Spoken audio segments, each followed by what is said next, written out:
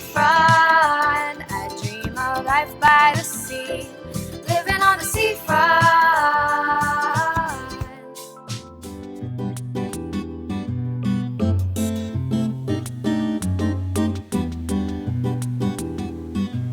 And a lovely evening, everyone. Welcome to a virtual wine appreciation event that's brought to us by Seafront Residences. That's Aboitiz Lands Beach Community in beautiful San Juan, Batangas. An absolute pleasure and honor being with all of you tonight. I'm your host. My name is Jelly Victor. Do join me for an hour of discussing the finer things in life. Food tastes better with wine. We already know this adage, right? And we firmly believe this, right?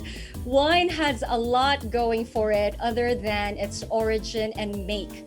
There's a whole science behind wine drinking and pairing. Now, to say that food tastes better with wine is not only true, but it is also scientific. Wines bring out a certain flavor to food, a certain je ne sais quoi to food, and vice versa.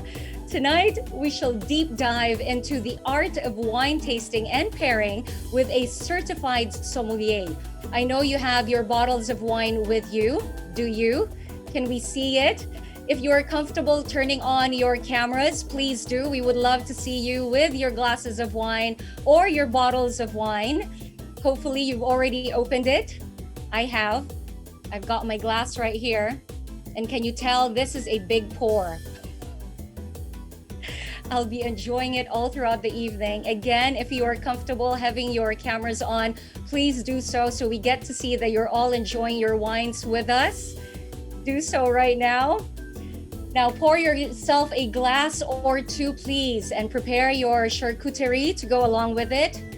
I've got mine as well, right here.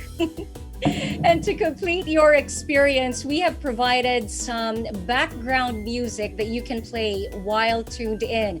You may download the link. It is we've got a playlist that we've prepared for all of you, and we've sent you the link over at the chat box. Please familiarize yourselves with the chat box. It is down below. That is where you find the chat feature at bottom of your screen. Please say hello. There, complete your wine tasting experience with the complimentary wine tasting playlist.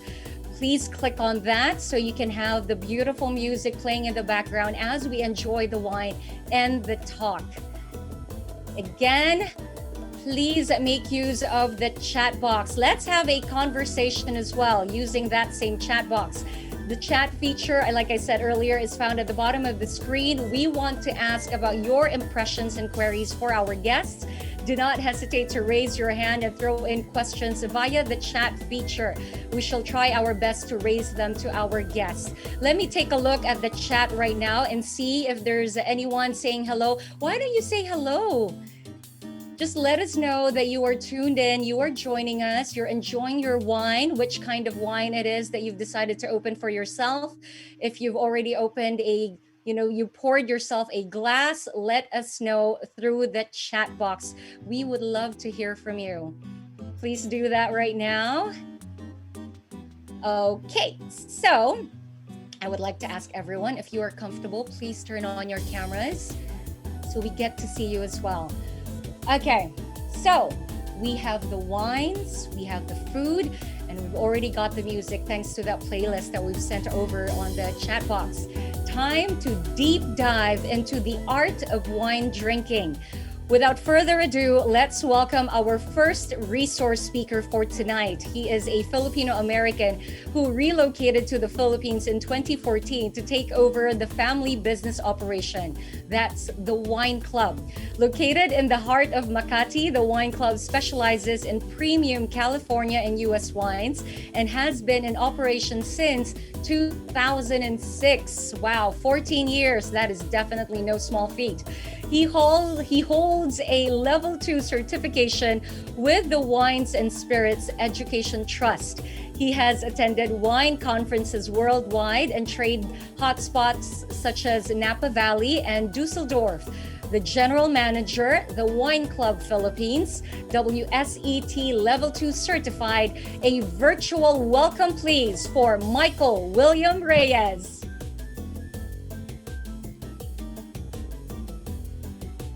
Hi, good evening. Thank you so much for having me, Joey. Yeah, good evening, everyone. My name is Michael, and I'm from the Wine Club here in Makati. And you know, to me, wine is something that has been part of the human experience since the very beginning. And I really do mean that because they found evidence of the first wines at 6000 BC in Georgia and Armenia, where excavation digs unearthed cellars and presses and goblets and such. So wine has been with us since really the beginning. And in ancient Egypt, wine was considered the beverage of the pharaohs, the priests, and the senior officials during religious and social ceremonies. In Greece, wine became an agricultural staple together with wheat and olives. And even through the Dark Ages, the monastic orders still held the education and the knowledge of viticulture to continue the winemaking. Now, when we move towards the 1600 AD, the progress in glassmaking allowed the creation of more resistant bottles and made glass blowing less expensive. During the same period of time, they started using corks and corkscrews. So the everyman started being able to use wine, not just the higher upper crust of society. Everyone started, had the opportunity to enjoy wines as early as the 1600s. Now you move on a little longer and you get to 1668 with the invention of champagne by Abbot Dom Pierre Perignon. As I'm sure some of you guys know that name, it sounds very familiar, right? So we'll start with champagne because champagne is one of the wines that has really permeated our culture, whether it's from music videos or that Christmas celebration. Everyone knows what champagne is. And that's just, a region up in France, north of France. It's one of the colder regions and has a nice chalky soil where they grow Pinot Noir, Pinot Meunier, and Chardonnay. And this is really the first sparkling wine in history. And it was perfected here in Champagne, the sparkling wine. And I want to kind of go through the process because it's really interesting. They first create a base wine. And then they add some yeast to it to create a second fermentation. That second fermentation is actually what causes the sparkling, the bubbles. And it also creates the yeast, which gives champagne that very special flavor. And it kind of a haziness. So after that second fermentation happens, we go through the riddling process in the cellar, which wines are actually stored a little bit like that. I spilled on myself, excuse me. The wine goes stored like this, and riddlers would go every day. They would just kind of twist it a little bit every day.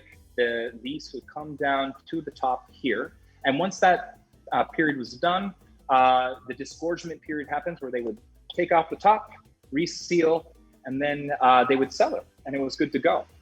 So a lot of champagnes, let's start here. Most wines have a year on it. You've seen wines, they have a year, whether, which the vintage of, et cetera, et cetera. Most champagnes don't, because they blend the different villages, the different vintages together. And that's something very, very special in champagne. That kind of creates consistency and maintains a history of the champagne, so that the vintages aren't too different, right? They want to create, that special champagne flavor. However, every once in a while you do get a vintage champagne, and if you do have the opportunity to drink a vintage champagne, you're really lucky, because they're generally incredibly expensive, and only incredible vintages are done. This evening we have two champagnes to talk about. We have the Paul Roger and the Billiacard Saman. Both of them are brut. So what that means is that it's on the drier side, because after that second fermentation, they'll add a dosage, which is a little bit of sugar that kind of blends in. So the brut is the least amount of sugar. So very dry, what we call dry, not sweet. And these are reserve wines, which are on the higher level. The billiard cart, we'll start here with this. And I'll cheat here a little bit with my notes. It's made up of a 40% Pinot Meunier, 30% Pinot Noir, and 30% Chardonnay. And this blend, the composition, hasn't been changed for 50 years. So tradition. Champagne's all about tradition. And, as you can see from this wine, they're able to every year kind of make the same blend and try to keep it standardized so that beautiful flavor doesn't change too much. In my opinion, when I was tasting this wine, it was absolutely incredible. It blew me out of the water. And, while I've been able to try many Proseccos around the world and many sparkling wines from California, nothing really beats the Champagne. Their style, the way that they craft the wine creates a very nuanced kind of sparkling. It's not like a CO2, not like a soda pop, right? Or, sometimes you try the sparkling wines and it's like, oh, there's a lot of CO2 in here. So aggressive in the spark. This is just so light and smooth and has this beautiful layered flavors from the blended Pinot and the Chardonnay and the Meunier. So really blew me out of the water and during my tasting. We also have the Paul Roger, which is a very famous vineyard in Champagne. And this one here is created also Pinot Noir, Pinot Meunier, and Chardonnay from 13 different crus or villages. So really blended from all around the region, and 25% of the 25% of the reserve wines in this is made for the cuvée or the blend. So what that means is that they will hold 25% of every batch, and then they will reblend it in to make sure that there's a kind of a standardization in the Champagne. A lot of people have misconstrued Champagne with the style. And at the end of the day, no, it's really about the region. Champagne is not Champagne unless it's grown in Champagne. Plain and simple. And that's why Champagne tends to be a little more expensive and it tends to be a little more prestigious because there's only so much supply. And a California grower or let's say a New Zealand grower wouldn't be able to call it a Champagne because it really does come from that region. Now, moving on from Champagne, we go down to the south of France, to the Provence region. Now, the Provence region is, the Provence region is a huge region down by the city of Marseille in the south of France. And in the Provence region, you have Côte de Provence, which is the largest AOC or a wine region, appellation, and the biggest producer of Provence wines within the whole Provence region. Now, Côte de Provence creates about 75% of the wine production of France. So really lots of wine. And their main grapes are the Grenache, Cabernet Sauvignon, Cinsault, Mourvèdre, Syrah, and Carignan. Today, we have from the Provence region, and this one's in my chiller, so excuse me, I'm drinking this one with you guys tonight. We have R of Ruby, and this beautiful rosé, which they actually don't disclose the grapes here. Actually, I did a little bit of research, I couldn't find it, but I'm guessing a little bit of Syrah, a little bit of Grenache, but it's a rosé, really, really light. And it's the perfect beach wine. It's super floral, light, easygoing, and delicate, and it's a perfect pairing to a hot, sunny day, hot, humid day, and it's incredibly refreshing. A great way to spend the afternoon on the beach in your new beach house in Batangas. And I really do enjoy it. It's a great chill out wine, right? Back in California, a lot of the millennials my age, we call them brosé because it's really just a chill out session with your bros. And I really don't agree with the sense that some of the white wines, the rosés are for girls or feminine, because men can enjoy some delicate things too, and some floral notes and some really smooth fruit. Our de Robin is one of the oldest, most authentically Provence vineyards in Côte de Provence. The multi-awarded winery history dates back to the Roman times. So the Roman times, they were producing wine, and especially during the prevalence of the Knights Templar. Since then, its ownership has been passed through the most influential families of Provence. And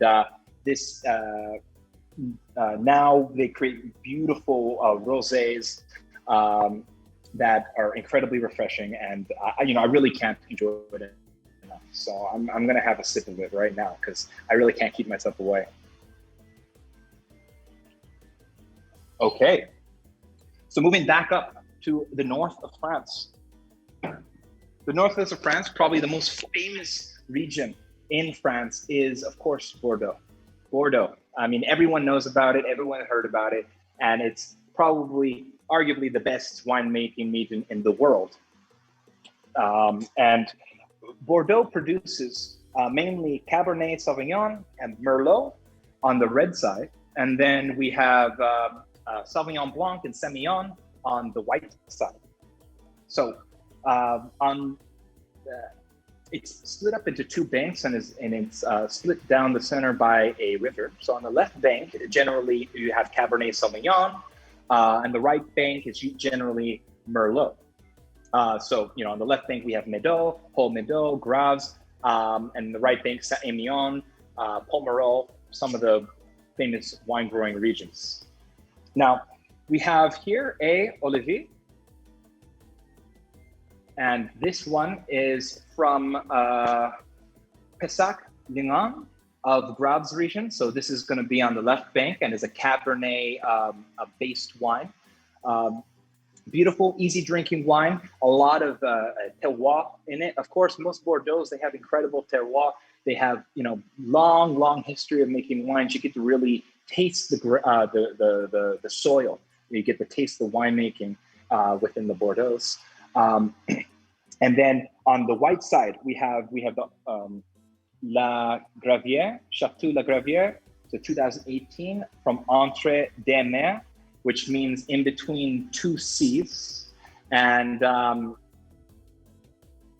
the seas in question are actually two rivers. So in between two rivers is this region, and it create. And here they grow Semillon and Sauvignon Blanc, and they blend it in together, which makes a really nice, dry,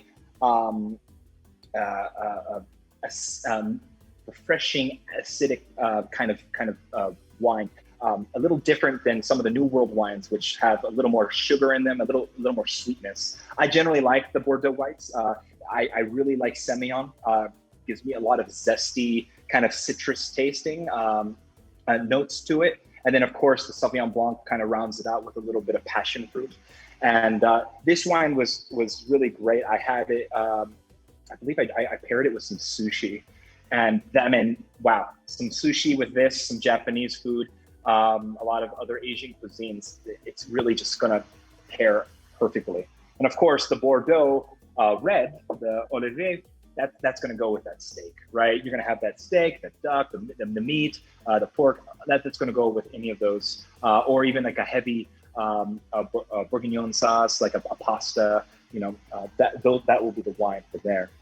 So that's Bordeaux, really one of the most famous regions. Now we're going to get out of France because I'm from America, and I want to talk a little bit about American wines, as that's my core. So we're going to jump over to California, to Sonoma Coast, which is really one of my favorite appellations in California. We have Joseph Phelps, the Joseph Phelps Pinot Noir. And what's great about California Pinots is that it's not as delicate as old world Pinots. Like if you got a Burgundy, it's a very, very delicate wine. You'd have to really think about what you pair it with.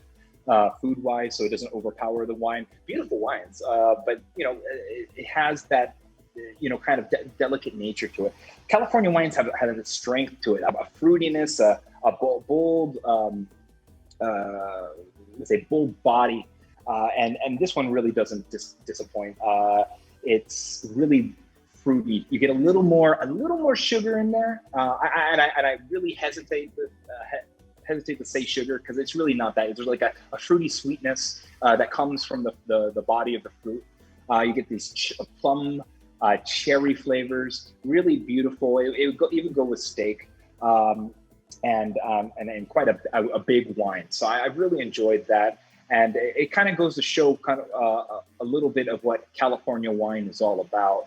It's showing off the fruit. You know, if you have French wine, which talks about, you know, the terroir, the winemaking finesse, the minerality of these historic regions. California fruit comes over and it's like, hey, California, we're farmers. We create great fruit. We grow amazing things. We have an amazing sun.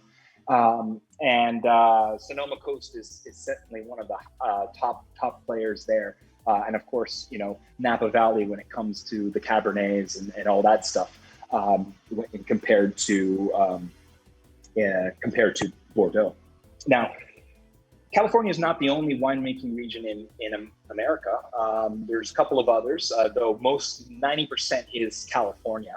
But right on top of California, you got Oregon, which creates some incredible Pinot Noirs and Chardonnays, Sauvignon Blancs. So today we have the Rose Rock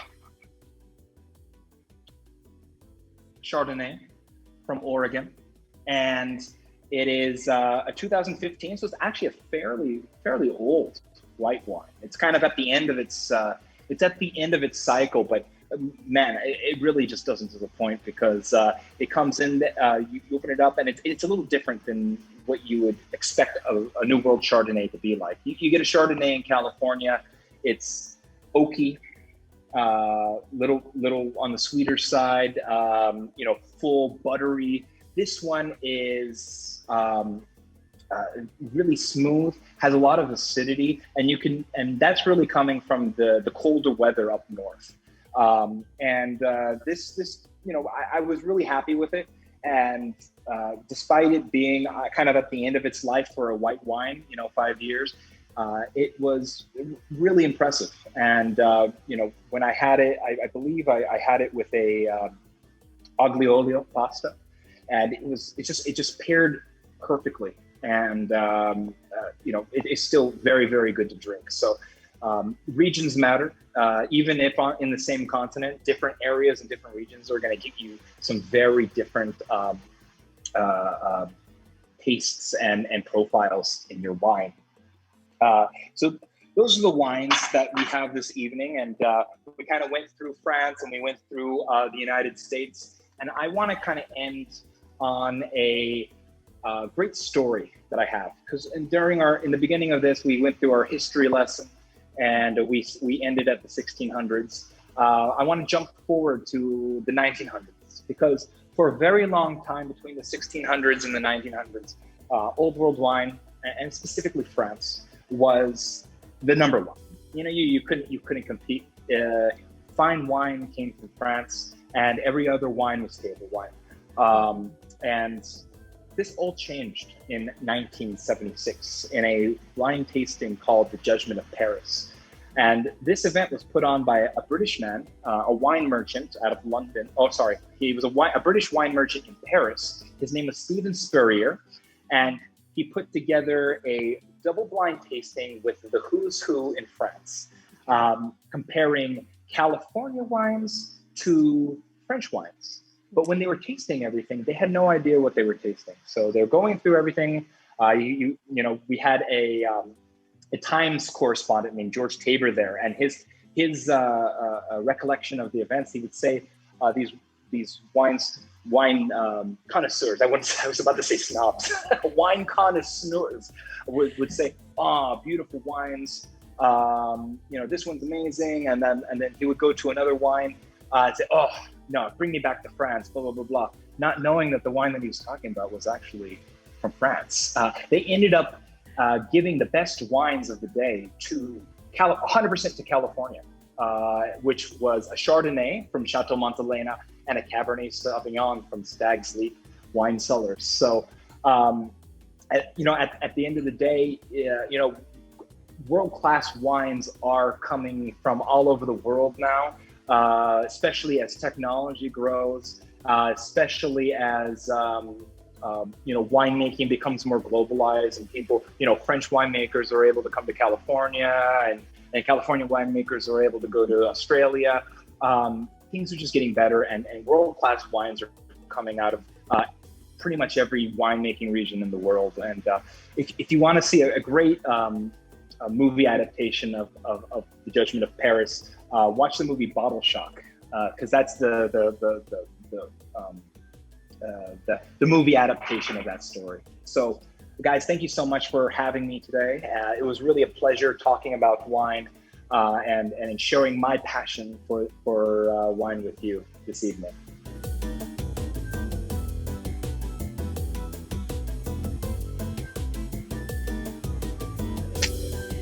Thank you very much, Mike. Everyone, can we please, if you're comfortable, do turn on your video camera so we get to see you, because right now I would like to ask everyone to offer a toast for that very great discussion. Let's raise our glasses to Mike. Cheers, Mike. And cheers, everyone.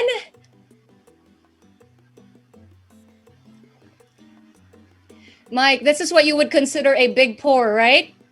What I have in my glass? That's a big girl's pour. Indeed, and I am mighty proud of it. Okay, before I actually get into the questions, I just wanted to check out our chat, because the minute you came on, Mike, everyone, several of our participants started to say hello to you, and they actually have a few questions. Okay, so wonderful. Mike Cabrera said, good evening. Tad Stadeo as well. And Mike here wants to know, are we talking about Wine Club in Aguirre, Makati? That's the one. That's the one. You got it right, Mike. That's Mike Cabrera saying hi to you. So if you frequent Aguirre, you probably would be familiar with Mike. Oh, hey, that's two Mikes. The two Mikes will get to see each other. You get to see each other when you head on over to the Wine Club in Aguirre, Makati. I see Brenda has her camera on. Thank you for that, Brenda. It's nice to see who we're actually addressing. Hello as well to Gino Guevara. We've got more. Chona Flores is saying cheers. Mike says nice wine collection. All right, looks like Mike Cabrera, not Mike Reyes. Mike Cabrera is a wine connoisseur, like you said. He knows his wine.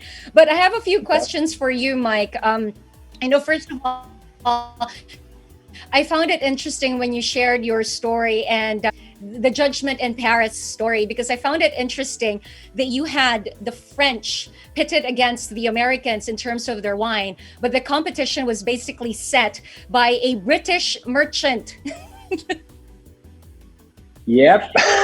Very interesting. It is interesting. So I guess he just, like you said, he is a British wine merchant who really, I guess he just really wanted to know what is the best wine out there. And let's have the French taste the American wines. And it actually got great reviews, something I'm pretty sure you're very happy about. You know, you said, you appreciate that everyone gave you the time to talk about your passion. And we could sense from the way you were talking about it that you are indeed very passionate. You made me appreciate my taste of wine so much more. And we picked up great pointers from your presentation. I want to know, in the chat box, please let us know if you're familiar with this show on Netflix called Emily in Paris. If you know it, if you've watched it, please let us know in the chat section. The reason, okay, Erica. Yes. See, a lot of reactions. Hold on. Hold on, everyone. Okay, so I've got Erica, Lindsay, Mayo, Margaret, Trina, and Sean. Oh, Sean is not familiar with it. Well, after this, maybe you'll check it out. But the reason I brought it up is because there is a scene wherein Emily is at a vineyard and they were shown to compete twisting bottles. And when I saw that, I had no idea what it was about. But after you talking about champagne and how after the second fermentation, which is done with the yeast, that's when it creates the bubbles. But prior to that, it's very murky, and that's why you have to twist the bottles to release that, right? Yeah. Then I was like, so that's what that scene in the movie was all about. That's what it is. Yeah. I actually have a picture here of them here. This is kind of, there we go. Okay, you have to bring it lower. There you go. Yeah. So it looks a little bit like this, and they're is that how they looked in Emily in Paris? Yes, right? They're kind that of was twisting it. the bottles here. This is the riddling method here. So that's what makes champagne special. We got it. All right. The fans of the show know exactly what I'm talking about. Jofel also said, yes, now we get it. Okay. I've got Samantha here asking, what Cab Sauv or Cabernet Sauvignon would you recommend that is priced at around 2,000 pesos? So we're talking price points here, and something that you would recommend. Huh? Put the Cab Sauv. What would I recommend? A Cab Sauv? Well, I mean, I'm always going to recommend a California Cab Sauv, and you know, I'm not going to give you an actual wine, wine, because there's so many of them. But I would say look for a North Coast or like a Sonoma County Cabernet Sauvignon or Bordeaux. You know, I'll give the French a little bit of credit. But in my opinion, I would say, you know, a Sonoma County Cabernet Sauvignon is going to be priced at around the 2,000 peso range. Napa Valley and Bordeaux tend to get a little higher. So, you know, find a good quality producer. We have Joseph Phelps here. I believe they also do Cabernet Sauvignon. But I'm not going to throw out an actual bottle because I think that would be unfair as a wine merchant myself. Okay. We got that. Okay. Yeah. Samantha, we hope that you were happy with Mike's answer right there. Let us know. You did mention Joseph Phelps for Pinot Noir and Bordeaux. So now as well as for Cab Sauv, right? Yeah, I believe Joseph Phelps does produce a cab as well. Okay. We've got Trina Rizos asking here, younger chefs are now more tolerable in pairing white wine with red meat. Red wine with white meat. What are your thoughts on this? My thoughts are younger people in general are generally more tolerant. Okay. And, you know, I think there's at the end of the day, there's no wrong way to do it. There's guidelines. And that does go against the guidelines, traditional methods.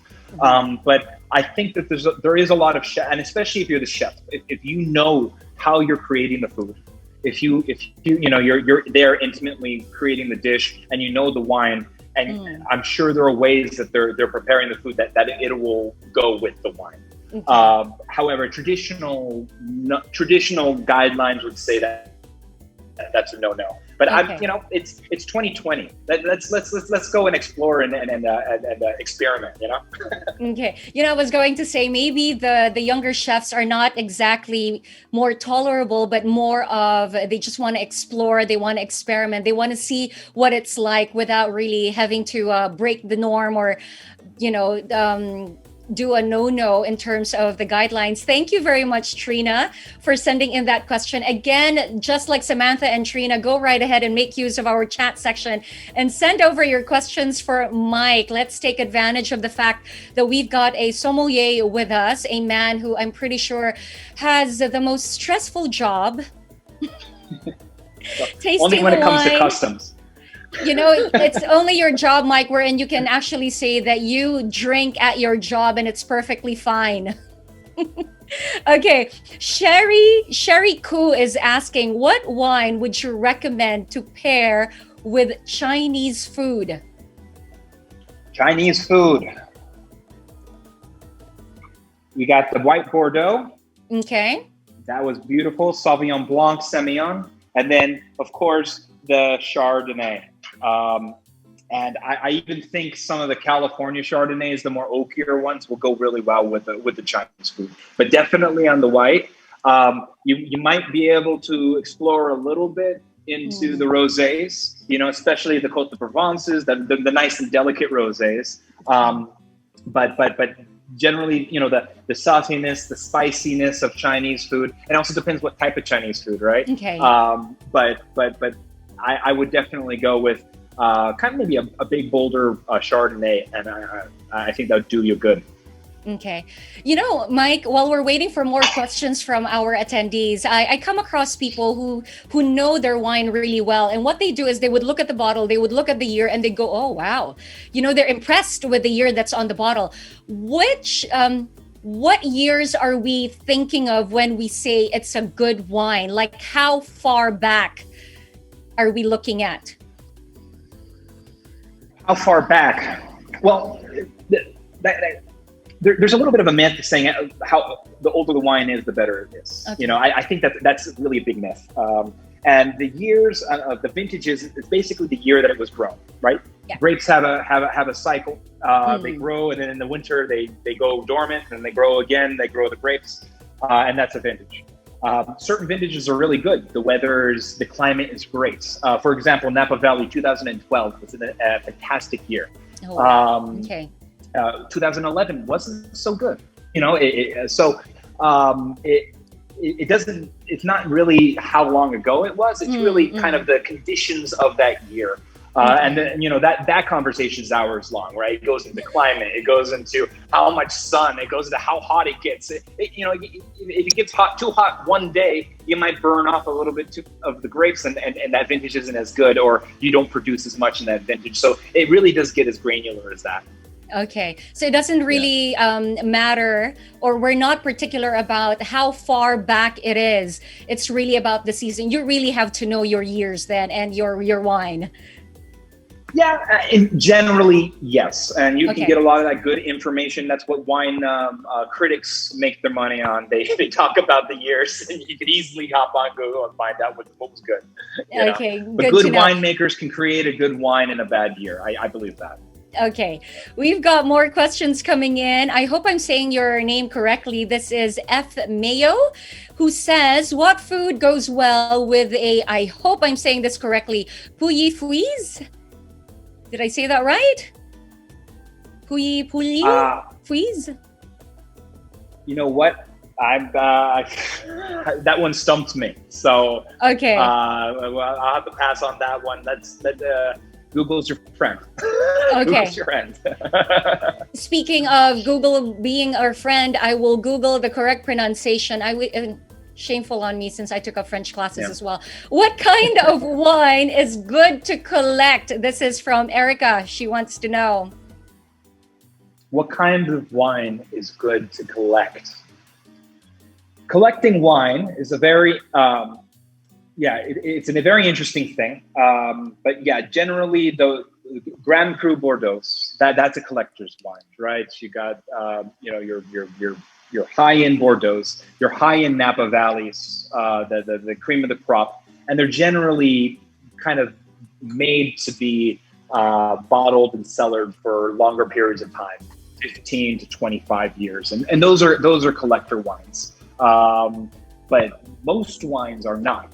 Actually, most wines that are produced are meant to be drunk within the first couple of years of release, not necessarily of the vintage, but of release. But you get those really expensive wines, those Opus ones, those Screaming Eagles that are collector wines, and you could buy it from the vineyard and then you could flip it down the line. But that's a whole nother ball game. That's usually for people with too much money to know what they want to do with. I like how you said that. Mike, I am curious. Okay, before I ask my questions, because I wrote in a bunch of questions while you were presenting. We've got more coming in from our participants. What wine would you recommend that will help you sleep? Like something to drink at the end of the day. I love this question. Thank you, Margaret. Drink at the end of the day. Get yourself a good port or a good fortified wine. Okay. You get a nice shot glass full of it. It's high in alcohol, 25%. Usually wines around 10 to 14. This one's a fortified wine. They add more. So you can't pour this much. They add no, not much. not a lot. But usually port glasses are like tiny little glasses, and you have that right before going to bed. Okay. And maybe even a piece of dark chocolate, and you're just off to dreamland. Okay. That sounds very inviting, Mike. Thank you, Margaret. I think Margaret is currently placing an order right now. Monica here wants to know what's the best way to assess a wine to be good when the experience of it is very subjective. That is true. How would you say Yes. you pick your favorites? Gosh, how do you assess a wine? Well, the wines, the WSET, which is how the program under iTrain actually has a schedule of how to assess wines. Everything from the color, right? They have different ways of how you're able to look at the color and look at the opacity, to the smell, to the taste, right? So I would go through that first, take a look at the color, go through the smell and go through the taste and just see what pleases you, you know? Okay. That's really the most basic way to go through and assessing a wine. And then, just hop online. There's huge, great guides, you can print out, and then, you have notes, and they'll ask you the right questions during the period of time when you have a wine. Another great thing that I like to do is, we have a great things called iPhones and phones and the internet, and we're able to go on a great app called Vivino and read other people's experiences. And what I like about that, more so than reading wine critics, is I like to get what other people are really just thinking about the wine off the cuff. It may be wrong for my truth, right? I mean, I don't get that. I don't see that, but at least it gives me something to kind of base my initial analysis off. And that's really kind of a new thing that's happened in the last 10 years or so. But that's what I would do. Okay. Monica, it's perfect that you asked this because I think that ties in perfectly with Tadeo's question, because he asked, I'm not very knowledgeable about wines.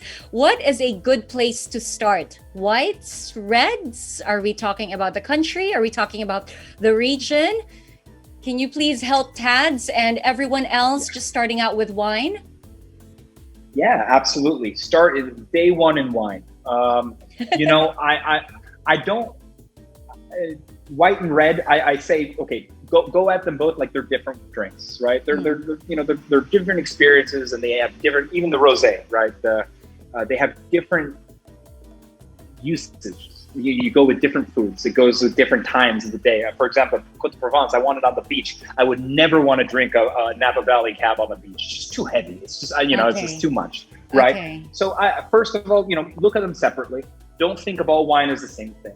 And then the next thing is, before even the grape varietal, which is Cabernet or Merlot or whatever, region. Learn your regions. What I would do is go buy a French wine, like, Olivier, and then go and buy a California Cab, and just sit, at the same price point, go to the store, look at the same price point, sit down and taste them together. And you kind of see the different regions. And that's going to be a great starting point and a foundation for your knowledge, because you're going to be able to go to wineries, look at, it's from Australia. Okay, so it's going to be big. It's going to be higher in alcohol. It's going to, it's going to have all these characteristics that you can already prejudge. And yes, there's always going to be outliers. There's always going to be that one Australian wine that tastes like a French wine, or whatever. They exist, right? Or that French wine that tastes like, it happens. But that's a good way, is learn your regions, learn your geography, pull out a map, a wine map, and just kind of, do it that way. That's how I would approach it. And I think it gives you a good understanding of wine in general. And then you can kind of go into the grainier, like different vintages, different varietals, and different wine producers, etc. Okay. Thank you, Tads. That was one of the questions I was going to ask, whether the country of origin actually matters when choosing wine. And I think you've emphasized it during your presentation and even in this Q&A, that origin really matters. Okay, got it. Do you recommend, though, for beginners, for day one of wine tasting and wine knowledge, do you recommend, say, for example, we get a Merlot from every single region? Is that how we do it? Or we get a Merlot from France and we get a Bordeaux from California? How do we go about it? Because Bordeaux is only range. France. That's the region, right? So yes, I would generally stick with the same varietal. So yeah, if we're comparing regions, let's try our best. So it would be from Bordeaux. It would be the right bank, would be the Merlot bank, and then we would get a Merlot from California, and that would be a great comparison to kind of Okay. see Yeah. the differences. Yes. Okay, Mike, who obviously frequents the wine club, is asking here, do you still carry duck horn selection? Yeah, yeah. Well, actually, Okay, Mike Cabrera, are you ready for this? I got it here. Got a big one right here. Yes, we do. Give us a call. Okay. All right, Mike, hope you enjoyed seeing that bottle. Okay. What would be your go-to wine? Do you have a go-to wine, and which one is it? My go-to wine is it really just depends on the occasion. What food am I drinking? Who am I drinking with? Is it hot? Am I inside or am I outside? Okay. These are all real things. And I generally, and I know a lot of other wine connoisseurs kind of do this. We go through phases, right? So, for example, I went to Dusseldorf a couple years ago for the Pro Wine convention, and I got to enjoy some really great German Rieslings. And guess what I was drinking for 5 months after that? I was trying to find German Rieslings everywhere I went because I just kind of went through it. So, it really is an evolving thing. And what I can recommend is lean into that. Don't only just be a Cabernet guy. Try and go outside and experience different things. Explore, exactly. So, if I was having a big party, of course, champagne. That's the celebration. It's if I'm having a really good steak dinner, let's say at Raging Bull or something like that, let's bring a Bordeaux or a Napa Cab. So it really depends. Yeah. Okay, jotting down the notes so I know exactly what to ask for when I do enjoy my steak. If you have any more questions, please do not hesitate to send it over to our chat section. Mike was talking about how you can Google, how you can familiarize yourself with the different kinds of wines. Just so you know, we sent over a cheat sheet for wines. We've sent it over to the chat section. You may want to just scroll up to the very top because that was sent in at the very early part of Mike's presentation. So you don't even have to Google. We've sent you a cheat sheet so you have sort of like a basic knowledge that can help you out as you choose your wines and which wine goes perfectly well with the kind of food that you enjoy. But I think Mike also emphasized, and I'm talking about Mike Reyes here, I think he's also emphasized that it really depends on your preference, more than anything else. What do you like? What is it you enjoy? And the only way you really get to know that is if you try out what is out there, experiment, explore, don't kind of like don't base it on somebody else's opinion. You need to find one that you fall in love with. And if you do fall in love with one, try out something else because you never know. You just might fall in love harder with the other thing. So, okay, we're sending in the cheat sheet right here to up your wine knowledge. It's all in the chat section. Please do download that. I've got a few more questions for you, Mike. Best white wine and best red wine. Best white wine, best wine. That's such a hard question. So what I'm going to do is I'm going to of the wines that we had today. Okay. The best white wine. I mean, the one that really jumped out to me, and I can't. It was of course the Champagne Billy Carsema. This was such a beautiful, incredible wine, and I had it.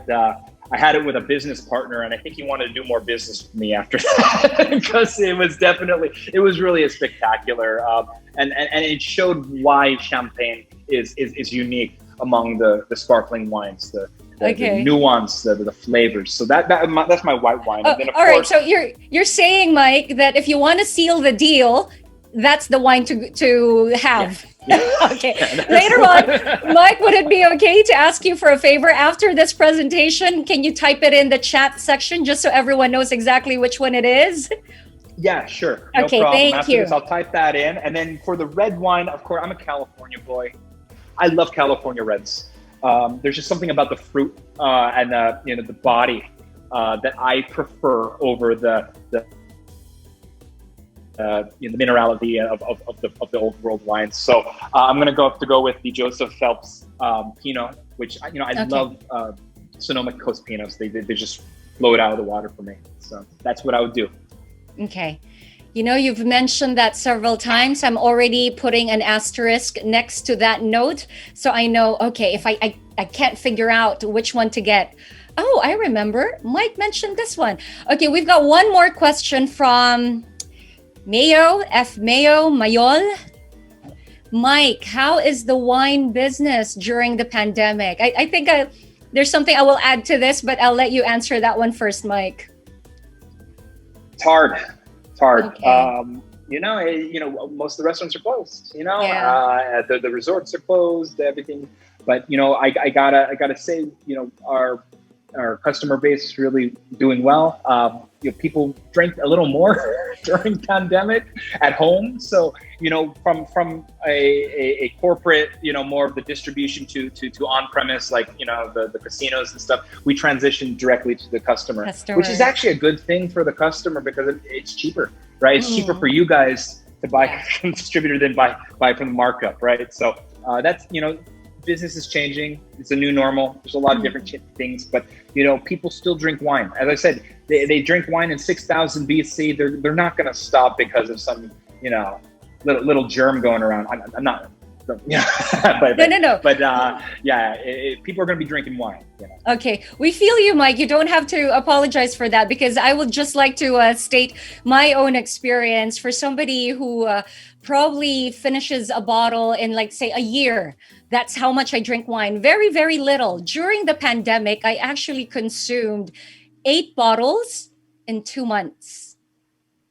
So, that's great. That's good. So, your education is getting up there. I know. Let's just put it this way. The wine helped me enjoy the pandemic. The wine helped me, enjoy a whole lot more just being at home. So yes, I feel you, Mike, when you said that in terms of business, it was more customer based. Completely understandable. So, Erica, good to know. Erica, that was all. Enjoying the bottles of wine while watching those shows that I mentioned earlier, right? You feel me? Okay. Erica wants to know, do you deliver? Yeah, we do deliver. So you can check us out on Facebook, Wine Club PH, or our website, wineclub.ph, and get in touch with us. We do deliver within Metro. Okay. I believe that's it for the questions we got over the chat box. Is there anyone else? Meron bang gustong humabol? Go right ahead. If there's anyone who would like to take advantage of having Mike over here, send over your questions right now. All right, before we move on to the rest of our celebration. Okay, I believe that is about it. There you have it. I hope you learned something new today. We have a little wine cheat sheet provided for you as well. You may download it from the link at the chat box. It's been sent in quite a number of times, so hope you've downloaded it. That way you don't have to do your own research. We've done the research for you. Now, before you leave, Mike, I would like to propose a virtual toast. So everyone, again, please turn on your cameras. Actually, keep your cameras on. Just keep it on so we get to see you. This is a wine appreciation night that we are doing with friends. So keep your cameras on. Ready your glasses, everyone. I've got it right here. And forgive me for committing the biggest faux pas in German drinking etiquette. About having eye contact. This is the best that I can do for now. I hope this virtual toast and me staring at the camera will do for now. So here's to better things in life. Cheers, everyone.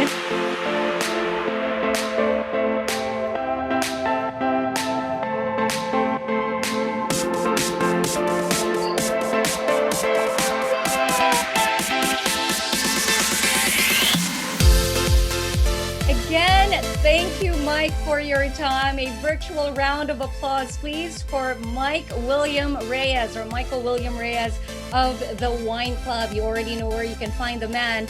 Thanks to Mike Cabrera. He also told us the exact location. All right.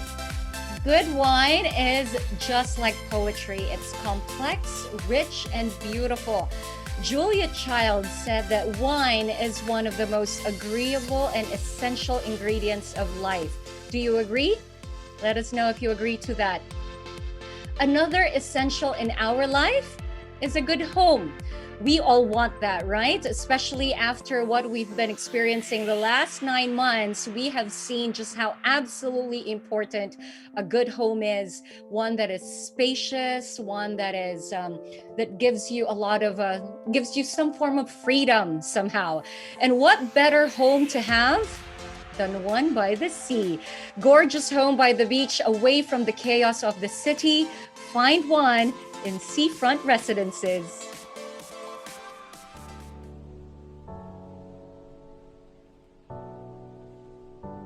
I'm Roman, and I'm a Seafront Vecino. On my weekends, I try to run as far away from the office as possible. To me, it's all about the outdoors. To me, it's all about adventuring around our beautiful country.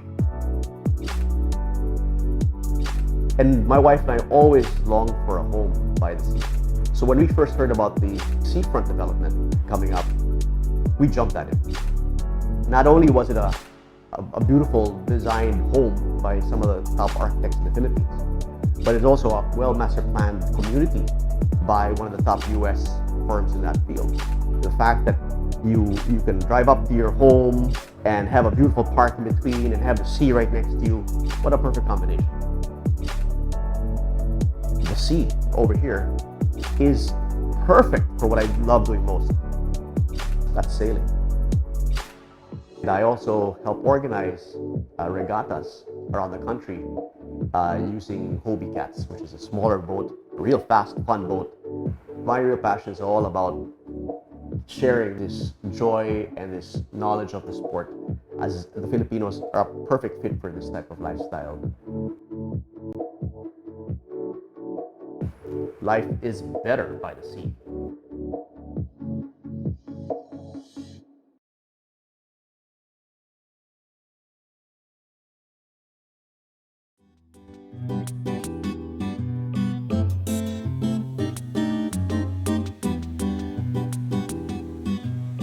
Life is indeed better at seafront. Living near nature, especially the beach, has its benefits. Imagine watching the sunset with a chilled glass of Riesling or Prosecco by the beach. I know right now all we end up doing is checking out all of the beach posts we've had from the previous years or seeing the beach posts of friends on Instagram. Well, you know what? You don't have to contend yourself with that.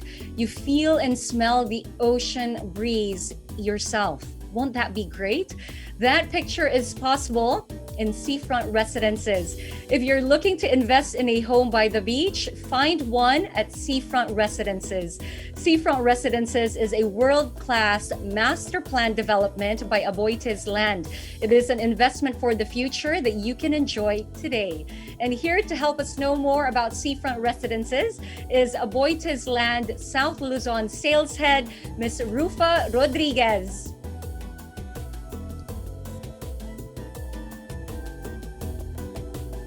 Hi, Rufa! Hi, Rufa. You're going to have to unmute your mic so we get to hear your lovely voice. All done? We still can't hear you, Rufa. You'll have to unmute your microphone so we get to see your greeting. We can hear your greeting, rather. You're coming in clearly. Okay.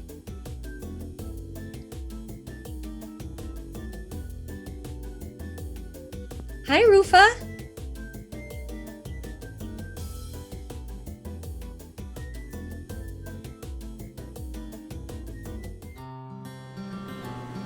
We dream of a better life. A life by the sea. Welcome to Seafront Residences, Aboitiz Land's peaceful beach village in beautiful San Juan, Batangas. At just 125 kilometers away from the city, Your weekly vacations are finally within reach. As you step into Seafront Residence's peaceful beach village, you will be greeted by thoughtfully designed areas characterized by diamond-shaped parks and innovation by Aboitiz Land. These unique shared spaces are lined with beautiful bougie royal homes inspired by local Filipino architecture. Built using materials fashioned to age gracefully, these homes are works of art that are meant to be passed down for generations.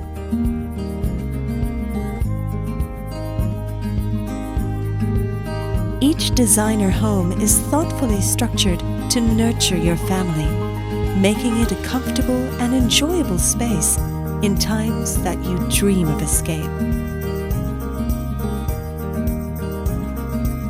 Take in a breath of fresh air for you and your family. Beyond gorgeous seaside homes are amenities that provide you and your family with an abundance of activities that foster values of friendship and camaraderie within your community. Indulge in the good life.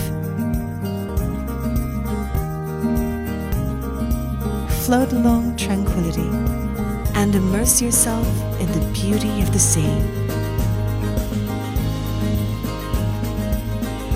Dive into happiness and emerge anew. Refresh yourself for a new day, week, and month ahead. Unveil the life you've always dreamed of. Here at Seafront Residences, where life is better by the sea.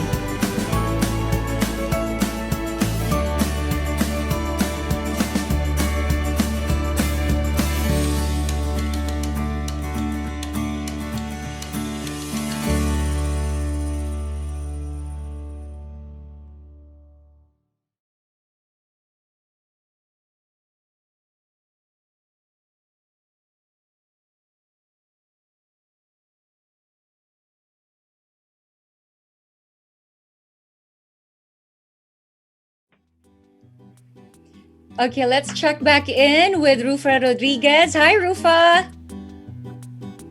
Hi, Jelly. Could you hear me? Yes, I can. I hear you loud and clear. Thank you, Rufa. I'm sorry about that. Oh, no apologies needed. We loved looking at you and your background because you are reminding us that Christmas is right around the corner. I know. Merry Christmas from this part of the world. Gusto ko yung from this part of the world. All right, Rufa, let's get right into it.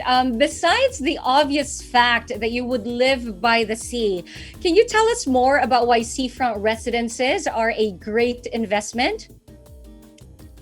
Jelly, it's always a pleasure for me to talk about seafront residences. No, I could talk endlessly about the reasons why it's a good investment, but don't worry, tonight I won't be keeping you long. Seafront residences is a one-of-a-kind project, and I'm sure that as I discuss the features of this project, the thought process that came with the planning and the development, you would understand why it is such.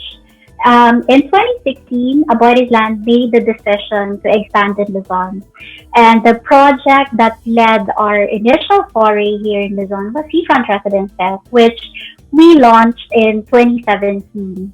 It is a 43-hectare exclusive beach community at the entryway of San Juan, Batangas. And this development is thoughtfully designed and curated to cater to the discerning preferences of our residents. To bring to life our vision of a thriving and a vibrant community by the beach, we commissioned a great team of thought leaders in their own fields. We tapped the internationally acclaimed master planners, DPZ. Some of the projects that they designed include the Rosemary Beach in Miami and Seaside in Florida. Also in Seafront, you'd find bougie royal designer homes that are lined up in our beautiful diamond parks. And these houses are built using materials that are fashioned to age gracefully because we understand that these homes are works of art that are meant to be passed down to generations. Yeah. Also, in Aboitiz land, you'd find an innovation that is the Diamond Park. Even before social distancing was a must, this beach community has been offering generous open spaces in the form of linear and diamond parks to allow our kids to really enjoy the beach, play freely, socialize with our neighbors. Walkability is also one of the design pillars of Seafront. Each house is a 5 to 10 minute walk from an amenity. Yeah. And to complement beachside living with family get-togethers, we have our bougie royal design beach clubhouse, complete with function rooms with lounge pool, kiddie pool, outdoor playground, boardrooms, among many others. Mm. Also in Seafront Residences, we have the Town Plaza to provide our residents with modern conveniences, shopping and dining options while they are enjoying beachside living. And of course, all of these are meticulously put together to provide our residents with the neighborhood that they truly deserve. Shelly? You know what? It's amazing that all of these amenities were already provided and are already in the community, because especially at the time like this wherein we can't really go anywhere but stay at home, we are recommended to just stay put in our very own homes. It is good to know that there are all of these provisions within your home. Like you said, 5 to 10 minutes walk. That's all that's needed for the children to actually enjoy the different amenities, to enjoy the town center. I love that there are many parks, whether it's a linear park or a diamond-shaped park. The important thing is there is an outdoor space that the children and the adults alike Correct. can actually enjoy. Being cooped up inside the home for more than 9 months now, I think that is something we all need and we want. Now, Rufa, have you seen, I'm curious, have you seen any trends in the industry that's been brought about by this pandemic? What are the changes that you've noticed recently? I'm sure you'd agree with me that this pandemic has turned our worlds upside down. It's Yes. the great reset, they say, no? And the property sector has not been spared from the changes it brought. We are now observing emerging trends from this pandemic, and one of these is the shift in buyer preferences, favoring healthier and more positive home environments, more spacious homes. And also another trend that is complementary to that is that home buyers are now seeking properties outside the metropolis, which had been the epicenter of the contagion. If you remember, Jelly, in the not so distant past, location had been the most important factor when we are choosing our homes.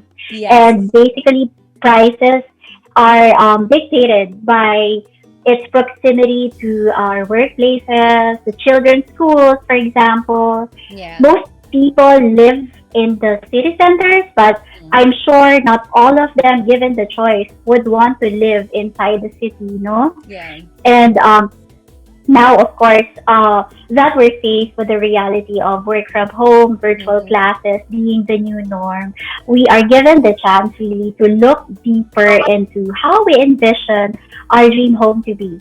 Because now we understand that it's no longer just your place of rest, but it's also your workspace, it's Yes. your recreational area.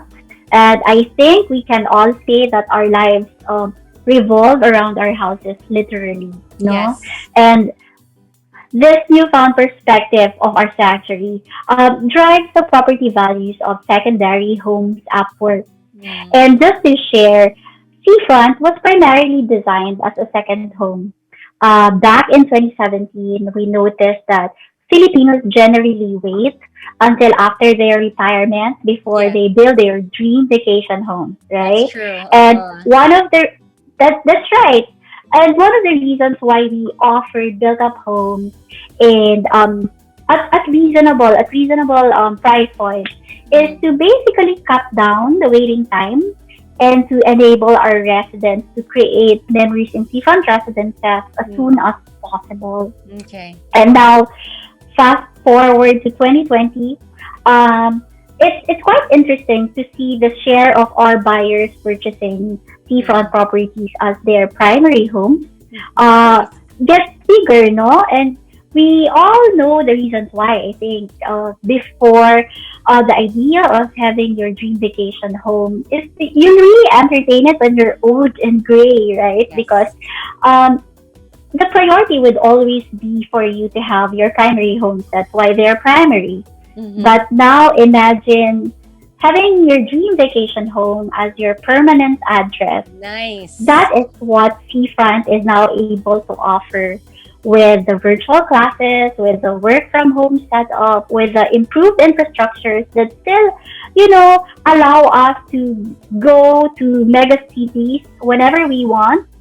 And of course, with all the wonderful features that I discussed earlier, Hmm. living by the sea, away from the urban hustle for Wow. good is really now a viable option. And as a result of that, prices are expected to continue to rise, of course, which is why it's a good move to invest now. Okay. Thank you for that great insight, Rufa. I completely agree with you on that. A lot of people do wait until retirement after all of the kids have already gone to school, after all the payments have been made. Maybe there's a little bit left for us to set aside that we can later on invest in our vacation home. It's true that you've pointed that out, and I believe it is just about right that now we have to look into actually coming up with that second home or that vacation home now instead of much later. I mean, in the past, prior to this pandemic, prior to this time of reset, we've all had to contend with a smaller space because we just really wanted it to be in close Correct. proximity to the school, to our workplace, because of the convenience it offers. It's not about the comfort or Yes. luxury or just actually enjoying your home, because for most of us, home was basically just a space where we slept because we're out of the house the whole day Correct. and we just come home after work to sleep on weekends. Correct. It's always a trade-off, right? Before, it's Tapos either ano, you're close to your workspace or you're far away, but you got a bigger home. yep. And even on weekends, it's rare to spend it at home because you end up going out to the malls or visiting friends. But now that is not exactly the case. All right. Last but the most important question of all, Rufa, I'm sure our friends here also want to know this. What are the current offers and promos? Okay, I'm glad you asked. Exclusive to our attendees tonight, Jelly, we are offering 1% off the first sale of the following unit types. Phase 2 lot, Phase 2 House 100, and Phase 3 House 100 and one bedroom seafront villa. Another great news is that your entry into this beautiful beach community starts at 15,000 monthly. That's 1 5 monthly, which of course our sellers will be very happy to discuss with you in our breakout session. Thank you very much, Rufa, for sharing with us the gorgeous property that is Seafront Residences. A Thank you, virtual Jelly. applause, please, for Rufa Rodriguez. Thank you for joining us tonight. What's a virtual Thank applause? you, Like Jelly. this. While you're watching, you applaud. All right. Thank you, Rufa. Thanks for having me.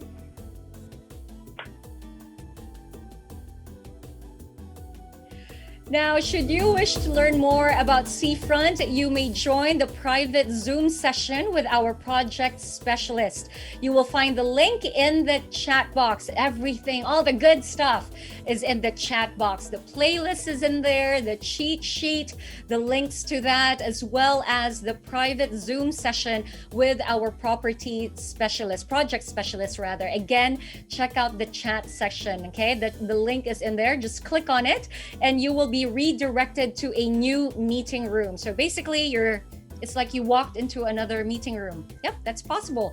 So we all deserve the finer things in life, especially if you have worked hard for it. Enjoy the fruits of your labor now, not later. Now, that way you get to know exactly what it is you're working hard for, right? In Seafront Residences, you can have the life that you've always aspired for today, because memories shouldn't wait. We dream of a better life. A life by the sea. Welcome to Seafront Residences, Aboitiz Land's peaceful beach village in beautiful San Juan, Batangas. At just 125 kilometers away from the city, your weekly vacations are finally within reach. As you step into Seafront Residences' peaceful beach village, you will be greeted by thoughtfully designed areas characterized by diamond-shaped parks and innovation by Aboitiz Land. These unique shared spaces are lined with beautiful bougie royal homes inspired by local Filipino architecture. Built using materials fashioned to age gracefully, these homes are works of art that are meant to be passed down for generations.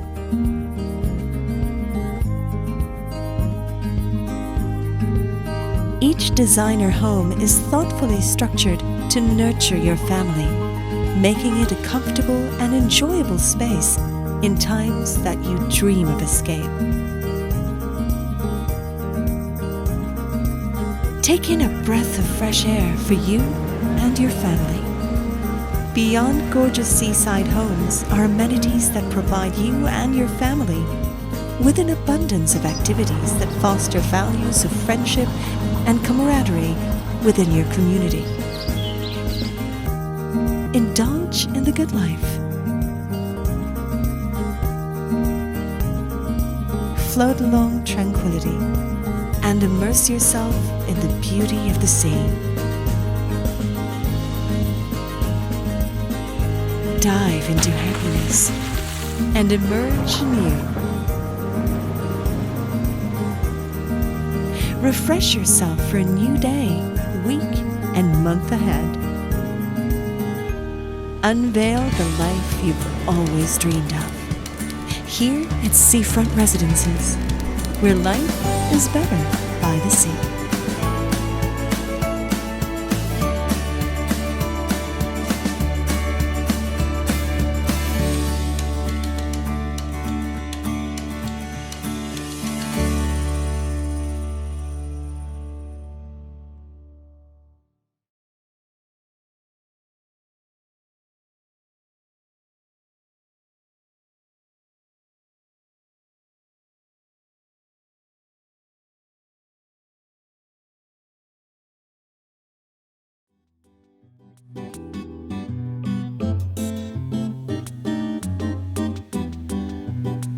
Oh wow, I can just imagine the kind of tan I would have if I lived at Seafront Residences. My background would not be this, but I'd actually have the ocean right behind me. And it's not a virtual background either. Okay, now that brings our program to a close. But before we end, thank you for sharing your precious time with us we are going to actually thank you for sharing your precious time with us by giving away some fine wines courtesy of the Seafront Residences. So I've got a fishbowl right here. I really do. It's right here. And your names are in this. So let me drop the name of the first winner to bring home a bottle of wine from Seafront Residences. Congratulations to Jasmine Pasco. Jasmine Pasco, are you with us? Let me know. I'd love to see. Just comment, chat section. So Jasmine Pasco. Oh, she says, wow, thank you. You're welcome. You didn't think that there was a raffle in this virtual event, did you? Well, there is, and you're the first winner. Next up, we've got another winner is, I'm shaking it all up. Our second winner is Merlinda Diola. Let us know if you are here. Just comment in our chat box to let us know that you are the winner. Let me just confirm, if they do not signify that they've heard that they are a winner, do I pick somebody else's name then? Okay, so we'll make sure that the prizes get to our winners. Again, that's Merlinda Diola and Jasmine Pasco. Thank you so much and congratulations to both of you. Thank you for joining us. How do you get your prize? I'm pretty sure that's what Jasmine and Merlinda are wondering. I've got the answer for you right about here. Congratulations again to all of our winners. Please click the link in the chat box. You will be redirected to a new Zoom room. That's for our winners. Our representatives will inform you how to claim your prize. Again, Jasmine and Merlinda, please click the link in our chat box. You will be redirected to a new Zoom room. That way you get to find out exactly how you can claim your prize. Okay? So that about wraps up our short but wonderful evening of wine appreciation. Let us know how you enjoyed our event. Please comment on the chat section. Let us know, please. Once again, thank you all for joining. But before you leave, don't leave yet. Don't sign off yet. Let me propose another toast. Mike and Rufa, can you join us again? And we've also got here is the Assistant Vice President of Customer Management and Services, as well as the Head of Sales of Aboitiz Land Incorporated. We've got Miss Monica Trajano. Mike, Rufa, and Miss Monica, hello to all of you. Good evening. Hi, Miss Monica. Miss Hello. Monica's ready. And may we invite everyone to please turn on your cameras for the big toast of the night. And put your view on gallery mode. If you've been viewing this in terms of speaker, this time around, please turn on gallery view. I will give you a few seconds to do that. And again, please raise your cameras or raise your drinks. Raise your glasses, everyone. And with that, cheers to an even better December and looking forward to 2021. Cheers, everyone. Cheers.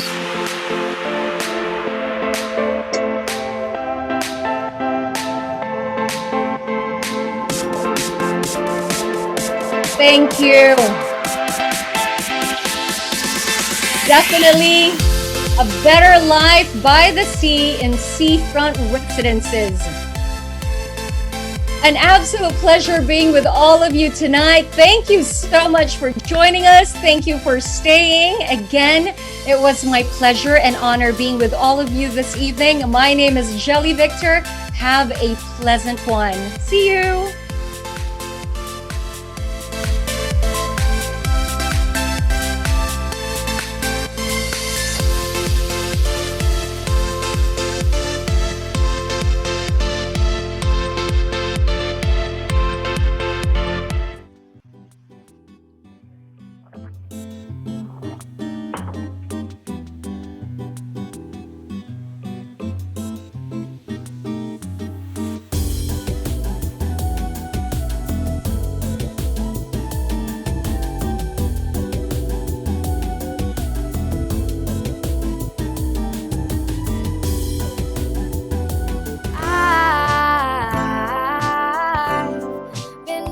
Of my life,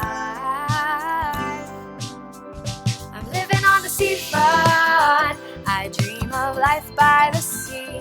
Living on the seafront, a simple life, just you and me. Living on the seafront, I dream of life by the sea. Living on the seafront.